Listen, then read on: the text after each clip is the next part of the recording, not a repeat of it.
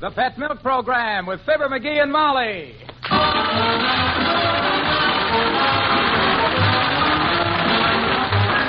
The first evaporated milk, Pet Milk, presents Fibber, McGee, and Molly, transcribed with Bill Thompson, Gail Gordon, Arthur Q. Bryan, Dick LeGrand, Cliff Arquette, Joe Forte, Gene Vanderpyle, Jeff Silver, and me, Harlow Wilcox. The show is written by Phil Leslie and Keith Fowler and directed by Max Hutto, with music by the King's Men and Billy Mills Orchestra. If you could make your own pantry survey, in home after home where women take pride in their cooking, you'd find Pet evaporated milk on the pantry shelf. Sometimes a whole month's supply, because in those handy airtight Pet milk cans, the good sweet milk stays good and sweet. Now, that stay sweet quality is only one reason why good cooks cook with Pet milk. Extra richness is another reason, for Pet milk is good sweet country milk evaporated to double richness. That means it's twice as rich as bottled milk in all the nourishing substances nature puts into whole milk. Good cooks like that extra richness because by using Pet evaporated milk, they can put extra amounts of milk nourishment into favorite family foods. In addition, there's the economy factor. For Pet brand evaporated milk costs less generally than bottled milk or any other form of milk. So for convenience, for fixing more nourishing, more delicious food at lower cost, keep Pet brand evaporated milk on your pantry shelf.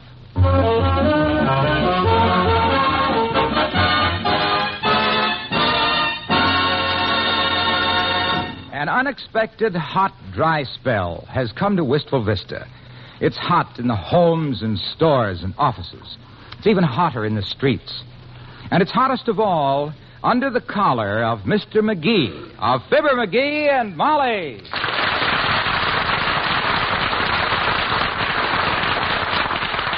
My gosh, this is the hottest weather I ever sweltered through, Molly.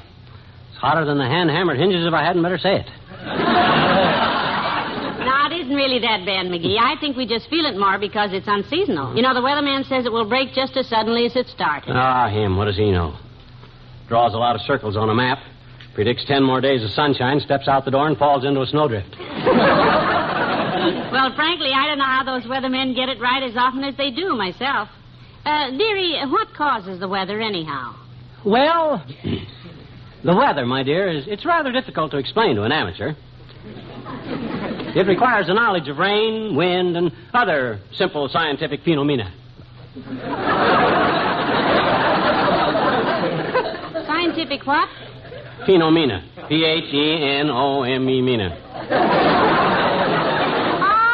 Phenomena. I didn't recognize the word. Well, I'll explain the whole thing to you someday when it's cooler. You know, it's darn near as bad right now as that hot spell we had in Peoria back in 1912. Oh, I remember that. It was hot, wasn't it? Oh, that was murder. The thermometers went off like firecrackers all over town. Practically all the dogs had sprained ankles. Well...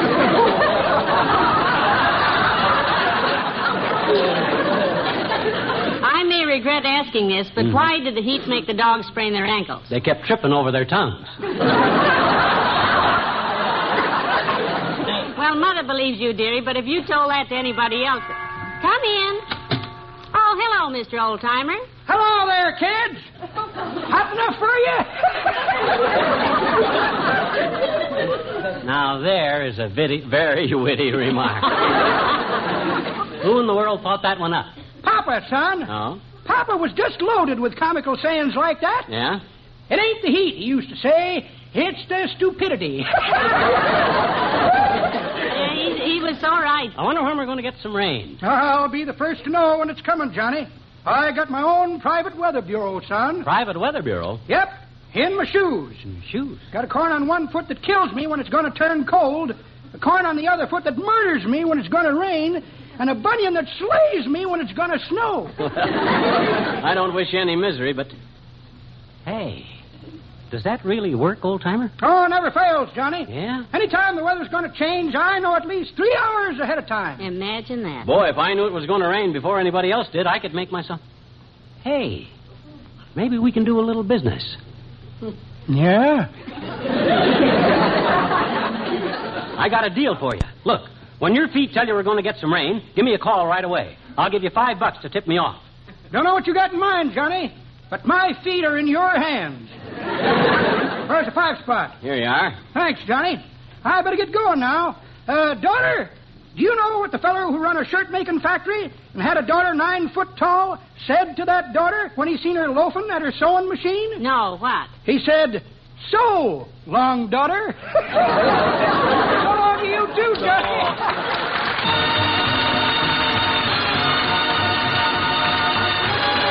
Billy Mills and the orchestra and the Song of the Bayou.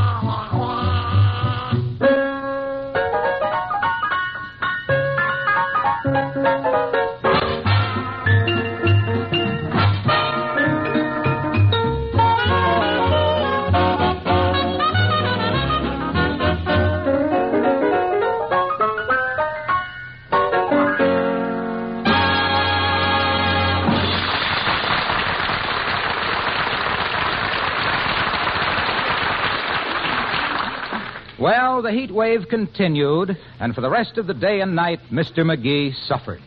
Not in silence, you may be sure. Then the next morning came, and he got a phone call. 79 Wistful Vista, Fibber McGee speaking. Oh, it's you, old-timer. What's up? Yeah? Both corns, eh?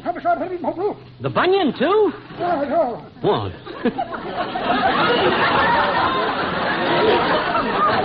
Gee, that's great. Well, thanks a lot, old-timer. Goodbye.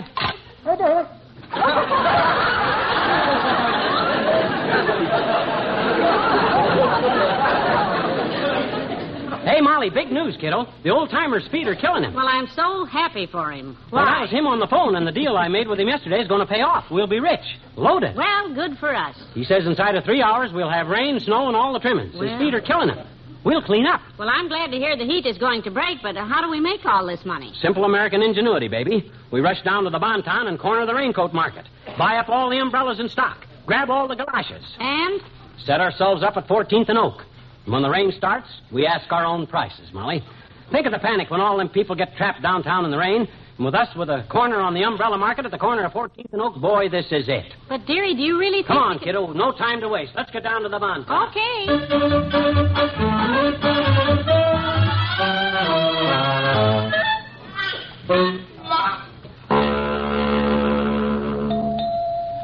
Good morning, Blenkinsop. All quiet in the umbrella department, I presume? Yes, Mr. Frisbee, I haven't made a single sale all week. The weather, you know, dry. Quite. If it continues, I may decide to close umbrellas and transfer you temporarily to candlesticks or gents' undergarments. Oh, I wish you would, sir. I get so lonesome here. Of course, I'll be glad to stick it out, sir, if you feel it's for the good of the Bonton. Ah, that's the spirit, Blenkinsop. You have the makings of a section manager. Thank you, Mr. Frisbee. But I don't know if I'm worthy. Tut, tut, Blenkinsop. I have risen to floor manager. But at one time, I myself was in umbrellas. You, sir? Gad, sir. Those were the days, especially the stormy ones. I recall when customers would come to my counter, drenched and dripping, soaked to the skin, pleading to purchase an umbrella.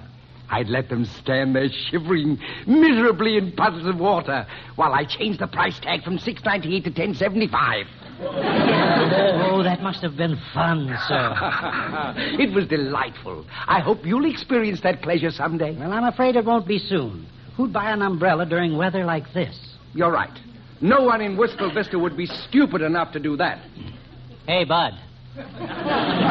Yes? I want to buy all the umbrellas, raincoats, and galoshes you got in stock. Isn't your name McGee? Yeah, why?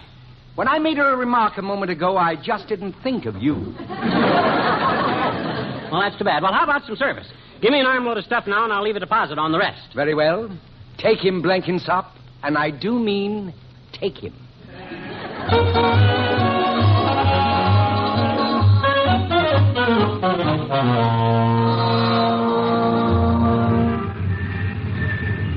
Step right up, folks. All right, folks. Step up and get your umbrellas while they last. Price is going up any minute. Oh, it's hot. The line forms to the left, folks. Get your umbrellas here. Think we ought to call a policeman to handle the crowd? Don't worry. As soon as it clouds up a little, the rush will start. I got $62 invested here, and I'll triple my dough. Oh, here's a customer. All right, folks. Get your rain clothes here. Better buy before it's too late. What's the gag, mister? Election bet? Oh, come on, Myron. It's probably one of those quiz show stunts. Yeah.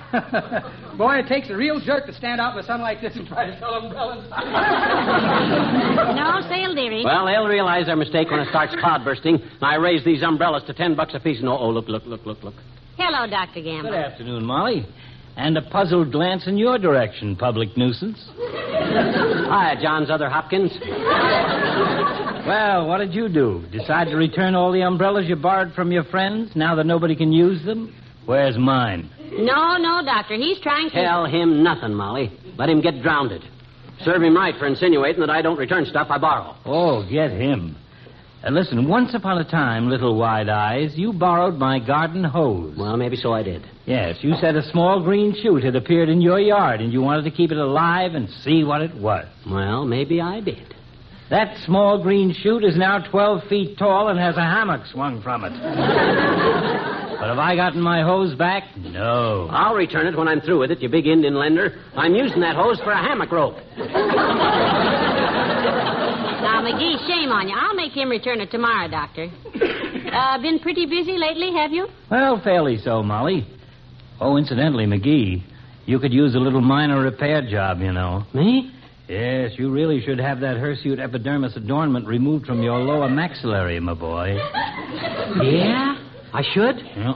Gee, what kind of an operation is that, Doc? A shave. I'll see you, Molly. So long, sons. Goodbye, Doctor.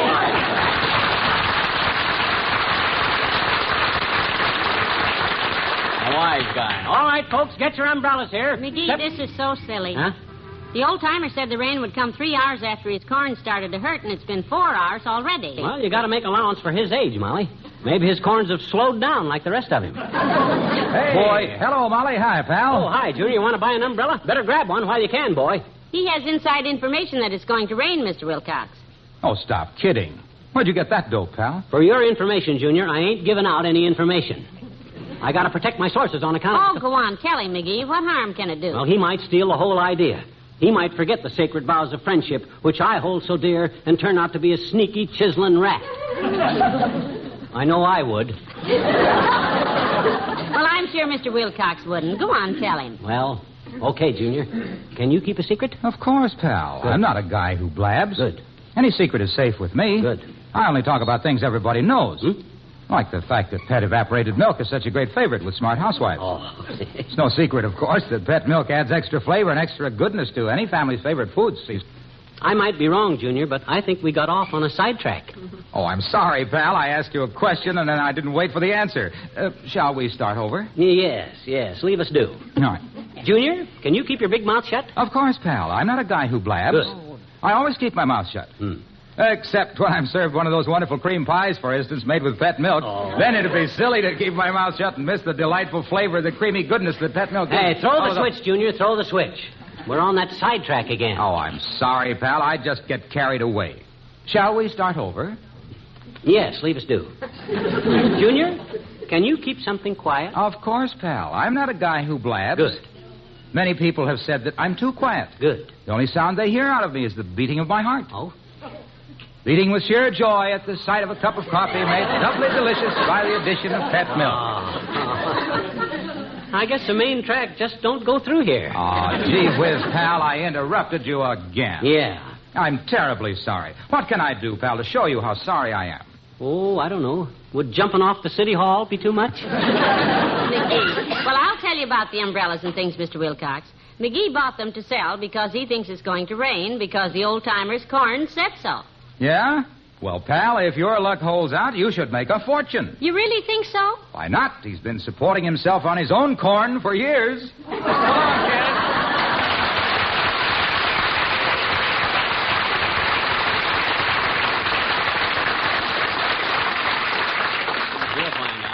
All right, folks, step right over here and get your umbrellas before it's too late. When the rain comes down, the prices go up. Here's a couple of customers. Excuse me, would you mind taking off your hat, sir? My hat? Oh, I know, sis. There. Turn around. That's it. You see, Gordon? Well, all I know is Uncle Frisbee at the Bonton said the guy had a hole in his head. Maybe it's just a little hole that you can't even see. Oh, for heaven's sake, let's go home, McGee, before people Well, hello, missus, and you too, McGee. Hello, Ole. Oh, hi, Ole. I didn't see you coming, boy. I've been seeing you for quite a while from across the street at the Elks Club. Yeah? McGee, I bet you 50 stupid people have stopped and asked you what's with the umbrellas. Yeah, easy that many. So it should be a nice change for an intelligent person to ask you. What's with the umbrellas, McGee? Well, they're to sell, Ole. McGee thinks it will rain soon. Yeah, I got the tip from the old timer. He can tell the weather by his feet. By the feet, huh? Yeah. That's very interesting. In Sweden, they used to tell the weather by the fingers. Fingers? How'd you do that? Oh, we stick a finger out the window. If it comes back in wet, it's raining.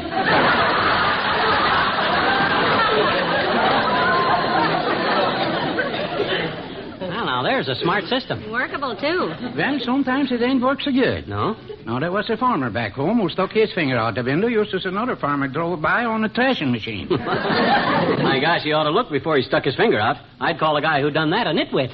You would? Yeah. Everybody else call him Three-Finger Johnson. Well, if you don't want to get soaked going home, you better buy an umbrella. Any minute now, it's going to pour. Oh, I don't mind the rain, McGee.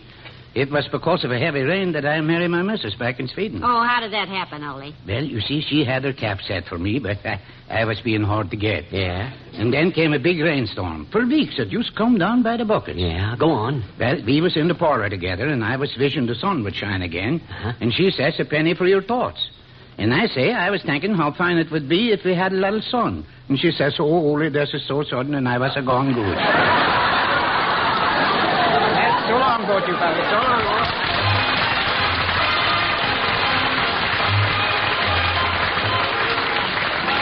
The King's Men and the Cowboy Song.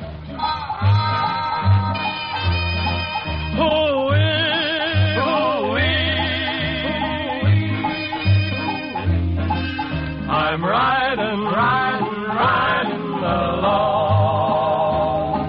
Oh, a cowboy needs a horse, needs a horse, needs a horse. And he's gotta have a rope, have a rope, have a rope. And he ought to have a song, have a song, have a song. If he wants to keep riding. Now a cowboy needs a hat, needs a hat, needs a hat. And a pair of fancy boots, fancy boots, fancy boots. And a set of shiny spurs, shiny spurs, shiny spurs. If he wants to keep riding.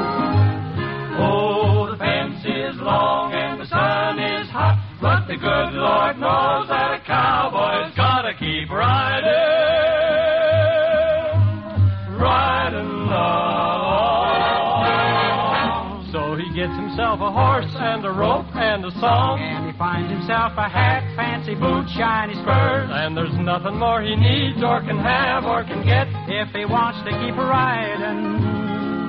If he wants to keep riding, riding, riding, riding along.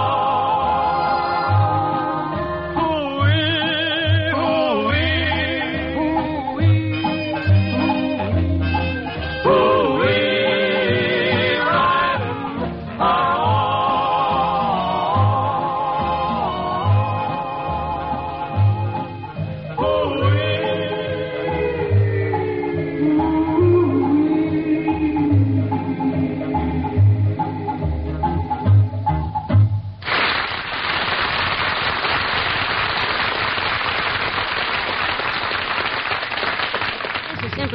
ridiculous. Look at these umbrellas. The sun is warping their ribs. Well, cover them with the raincoats. The raincoats are all sticking together. They're melting. And so am I. Let's get out of here. No, sir. I still say we're going to get some rain, Molly. I thought I felt a cool breeze a minute ago. Did you feel that? Yes, that was the exhaust from the 14th Street bus. This is the silliest idea. Oh, hello, Mr. Mayor. Hello, Molly. McGee. Hi, Latrivia. McGee, would you mind telling me... We're standing here with these umbrellas on account of we got good reason to think it's going to rain, and when it does, we're going to sell them. Does that answer your silly question?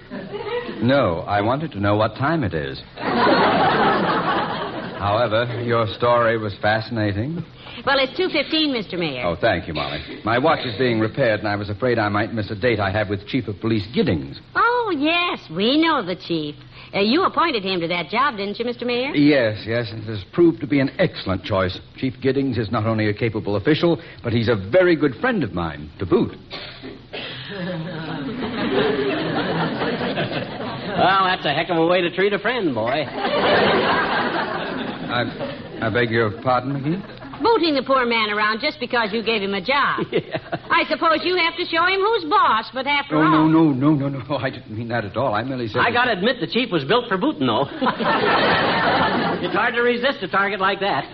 Do you give it to him just with your regular shoes on, or do you wear special boots? Yeah. I use neither shoes nor boots on Chief Giddings. I don't ever have... Oh, barefooted, huh? Now, that's very sporting of you. Yeah, if I was you, I'd wear boots. You might get him in a bad angle and bust a toe. Well, now, there's no danger of such an occurrence. Look, all I meant is that Giddings is a fine police chief and a good friend. It would be preposterous to treat the chief in such a manner. He's a dignified citizen, a man of standing. Oh, you betcha he's a man of standing. How could the poor guy sit down the way you keep dishing it out? With your big size 12. Oh, please listen to me. I'm fond of Chief Giddings. Oh, yeah? I knew him when he was just a patrolman. I've seen the chief rise a long way. You've probably seen him rise as much as 2 feet off the floor. You know, a well-aimed kick can really do wonders. Look, this is getting silly. Giddings and I have been friends for years. When I realized he would make a good chief of police, I went before the city council and had him placed in the proper position. Now, do you understand? Well, by George, that rips it. We've had it. You ain't satisfied to kick him in private. Right in front of the city council, you got to put him in the proper position. Him bending over and you laying the leather on the seat of his poor pants. I didn't slay the heather on the beat of his pants. I laid the leather on the seat of his aunt. His aunt. Look, when I said Chief Giddings was a friend to boot, to shoot, I didn't mean I kickshly axed him. I actually nicked him, afflicted him, booted him in the city council. You were the one that... I didn't... It was...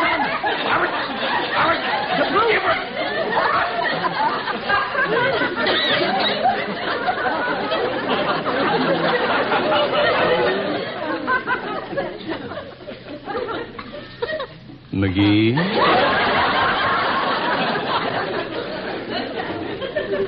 Yes, boy? Have you sold any of these umbrellas? No, not one. I'll take one. How much? Gee, you're a pal, Homer. You can have one for $10. Here you are. Now give me back the 10 and 10 more. Huh? You've made a sale, so you require a city license. $20. I'm collecting it. Oh, no. No, sir. I'll go to jail first. I'll call Chief Giddings to boot. Pay him, dearie. Pay him. I insist. Well, okay. Here, take it. Thank you. I hope we meet again some rainy day when you're selling sunglasses. Goodbye.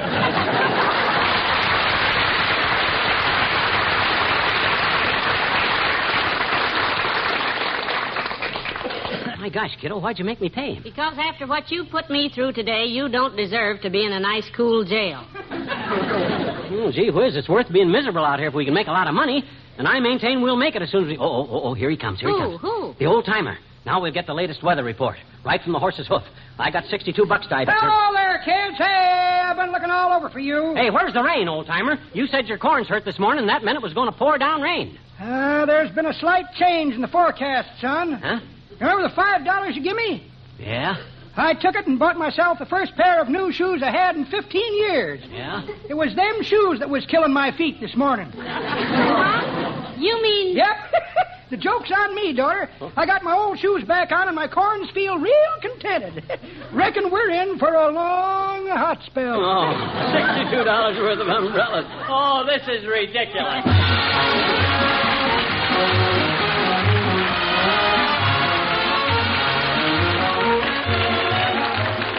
Fibber and Molly return in a moment. With the arrival of the first baby in your home, your way of living is bound to change. But you won't need to change the brand of milk you use if that brand is Pet Evaporated Milk. For the Pet Milk, which helps many a young wife fix the kind of food her husband likes best, is the very same brand doctors recommend so highly for babies. And this you can be sure of. No brand of milk you can buy is better for babies than Pet Milk. No milk is easier for a baby to digest. No milk is more uniformly rich.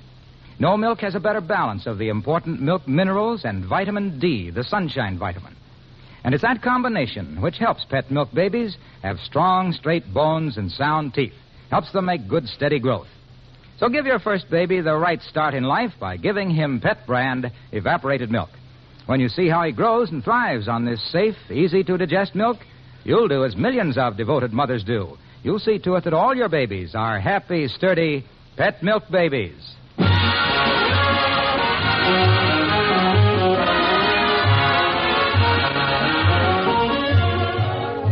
So the guy says he's sorry, but the umbrellas are now second-hand, and the Bonton allow me only $10 for the whole mess. Including the raincoat? Everything. Let's go home. Did you take the 10? Yes.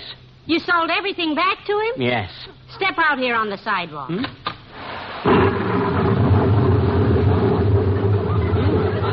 It's raining. Yes. Oh, that ought to be good for the rhubarb. Good night, all.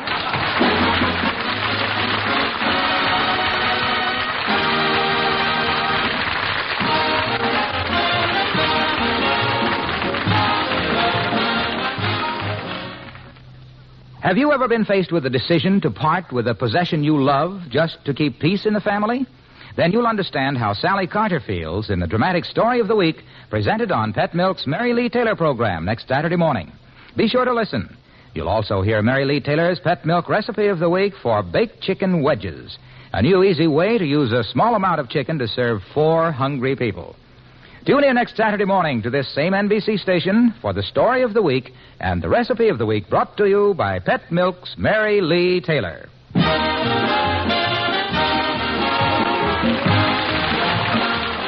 The preceding was transcribed. Now Eddie Cantor brings more great entertainment on NBC.